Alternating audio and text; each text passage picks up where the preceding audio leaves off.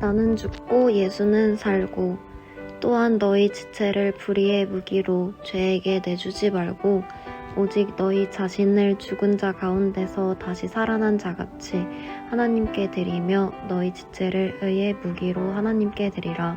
로마서 6장 13절. 예수님의 제자들 중에는 두 가지 유형이 있습니다. 첫 번째 유형은 주님의 일을 스스로 열심히 하는 사람들이고 두 번째 유형은 주님이 자신을 통하여 일하시도록 하는 사람들입니다. 그 차이는 무엇일까요? 첫 번째, 주님의 일을 스스로 열심히 하는 유형의 제자입니다. 내가 유오디아를 권하고 순두개를 권하노니 주 안에서 같은 마음을 품으라. 빌립보서 4장 2절. 유오디아와 순두개는 빌립보 교회에 충성스러웠던 여성 지도자였으나 한편으로는 교회 내 분열과 시험을 일으키는 사람들이었습니다. 사도 바울은 두 사람에게 주 안에서 같은 마음을 품으라고 권면했습니다. 이 말씀을 통해 열심히 무조건 좋은 것만은 아니라는 것을 알 수 있습니다. 유오디아와 순두개 같은 유형의 사람들은 열심히 있으나 주도권을 자신이 가지고 있는 사람들입니다.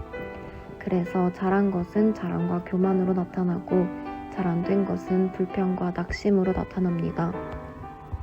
주변에는 계속되는 갈등과 다툼이 있고 시험거리가 많습니다.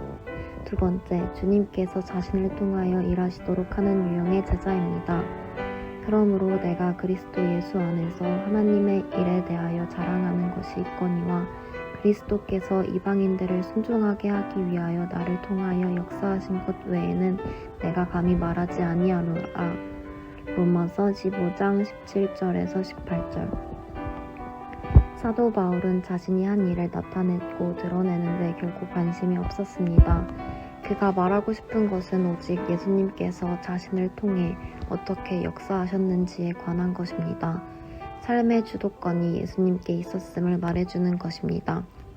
사도 바울처럼 삶의 주도권이 예수님께 있을 때 하나님의 역사가 드러납니다. 내가 일하는 것처럼 보이지만 실제로는 하나님께서 일하시기 때문입니다. 어떤 일이 잘 되어도 교만하지 않고 겸손할 수 있습니다. 반대로 어떤 일에 실패한다 하더라도 절망하거나 낙심하지 않을 수 있습니다. 자아가 드러나지 않기 때문에 갈등과 분쟁도 사라지고 하나가 될 수 있습니다. 예수님께서 우리를 통해 역사하실 수 있으려면 자아의 죽음을 받아들이고 고백해야 합니다. 우리의 옛사람은 예수님과 함께 십자가에서 죽었습니다. 우리가 해야 하는 일은 그 사실을 아멘으로 받아들이는 것과 입술로 고백하는 것입니다. 그러면 주님께서 역사하십니다. 이것은 우리가 아무것도 하지 않는 것을 말하는 것이 아닙니다. 죽음을 믿고 고백한다는 것은 예수님께 맡기고 완전히 순종하는 상태를 말합니다. 나의 의지를 버리고 주님의 의지로 행하고 나의 감정이 아니라 주님의 감정으로 느끼고 나의 지식과 경험에 의존하지 않고 매 순간 주님께 묻는 자세로 사는 것을 말합니다. 그럴 때 비로소 예수님께서 나를 통하여 역사하실 수 있게 되는 것입니다. 예수님께서 당신을 통하여 하고 싶어 하시는 일이 무엇일까요? 깊이 생각하고 써보세요. 우리는 흔히 나를 향한 주님의 계획은 무엇입니까? 라고 묻습니다. 주님의 뜻을 묻고 있지만 여전히 주체는 나입니다. 우리의 질문이 바뀌어야 합니다. 우리는 그저 주님의 계획은 무엇입니까? 라고 물어야 합니다. 그렇게 할 때 바른 답을 얻을 수 있고 우리가 무엇을 해야 하는지 알 수 있게 됩니다. 고등부의 한 여학생이 어릴 때 부모님이 모두 돌아가셔서 고모 밑에서 자랐습니다. 그 고모는 조카들을 키우느라 결혼도 못하고 온갖 고생을 하며 살았습니다. 학생은 고모가 자기들을 위해 희생하는 것은 고맙지만 날이 갈수록 심해지는 고모의 잔소리에 반항심이 생겼습니다.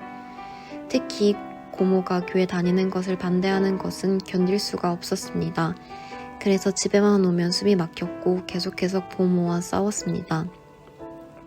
그러나 교회에서 기도할 때면 언제나 고모와 싸운 것이 마음이 아팠습니다. 가장 큰 회개의 제목이었습니다.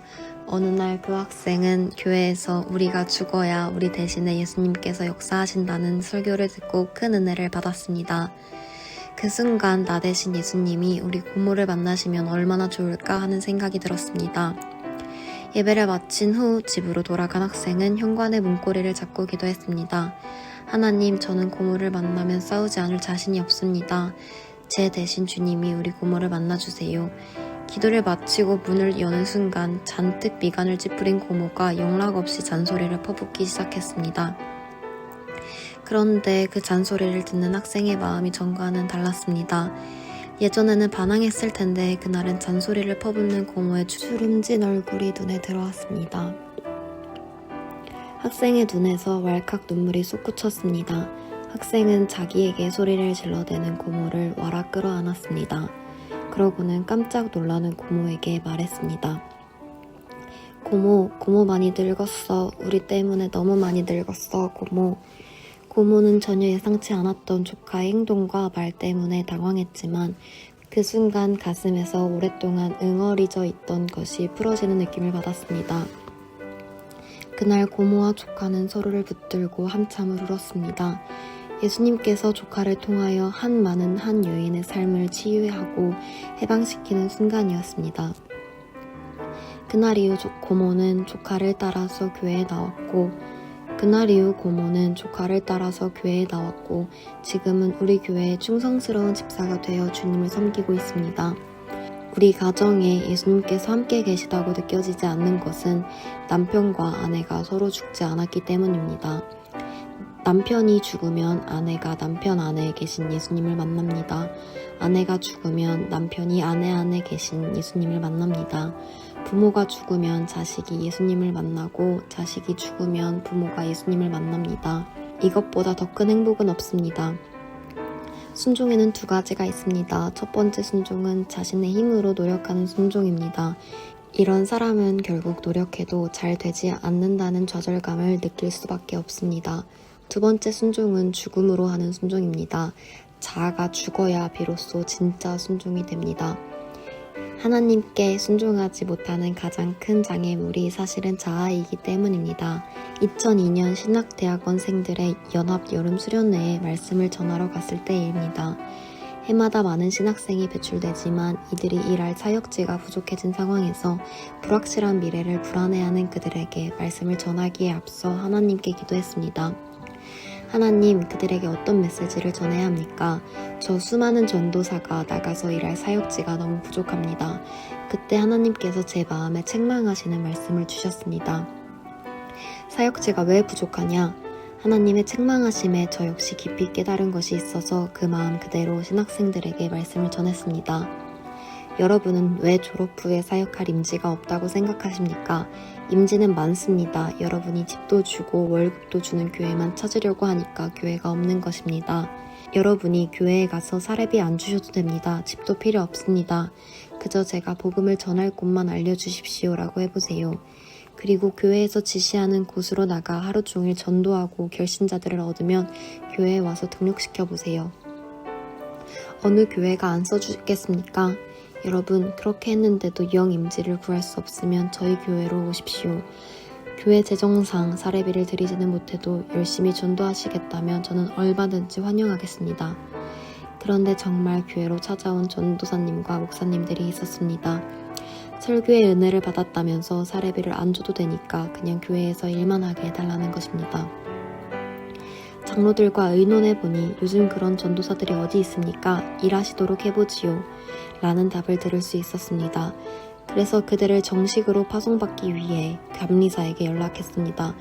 그러자 감리교육 교회법상 전도사를 파송하려면 파송받는 교회에서 그들에게 최소한의 생활비를 지급하도록 되어 있었습니다. 라고 하며 사례 없이는 불가능하다는 것이었습니다. 이미 함께 일해보자고 해놓은 터라 장로들과 재차 의논했습니다. 그러자 그들도 이왕 그렇게 된 것을 어쩌겠느냐고 하시며 그분들 모두에게 사례비를 지급하도록 결의해 주셨습니다. 한 해 동안 교회는 갑자기 맞이하게 된 7분의 교역자들의 사례비를 충당하느라 비상재정 운영을 해야 했지만 죽기를 각오한 7명의 사역자로 인해 그 해에 놀라운 일들을 경험했습니다.